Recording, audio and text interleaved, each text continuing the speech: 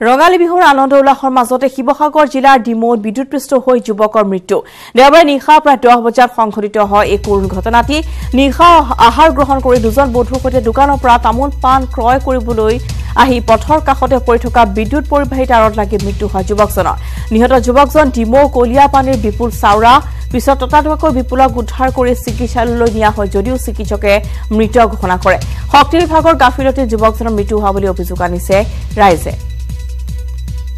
ৰঙালী উৎসাহৰ মাজতে এক দুখ খবৰ শিৱসাগৰ জিলাৰ ডিমৌত বিদ্যুৎপৃষ্ট হৈ এজন যুৱকে মৃত্যু সাৱটি লয় দেওবাৰে নিশাৰ এই ঘটনা প্ৰায় 10 বজাত সংঘটিত হয় এই কৰুণ ঘটনাটি নিশাৰ আহাৰ গ্ৰহণ কৰি দুজন বন্ধুৰ সৈতে দোকানৰ পৰা পাণ তামোল কিনিবলৈ অহাৰ সময়ছোৱাতে পথৰ ওপৰত পৰি থকা এডাল বিদ্যুৎ পৰিবাহী তাৰৰ সংস্পৰ্শত এই যুৱকজনৰ মৃত্যু হয় নিহত যুৱকজন ডিমৌ কলিয়াপানীৰ বিপুল চাওৰা বুলি চিনাক্ত কৰা হৈছে কাৰেণ্টত শ্বক হৈ ইলেক্ট্ৰিক শ্বক হৈ আমাৰ হস্পিটেললৈ আহিছে কিন্তু পেচেণ্টটো মই চাই মেলি চালোঁ যে এইটো ব্লড ডেথ গতিকে তাৰপিছত মই থানালৈ ইনফৰ্মেশ্যনটো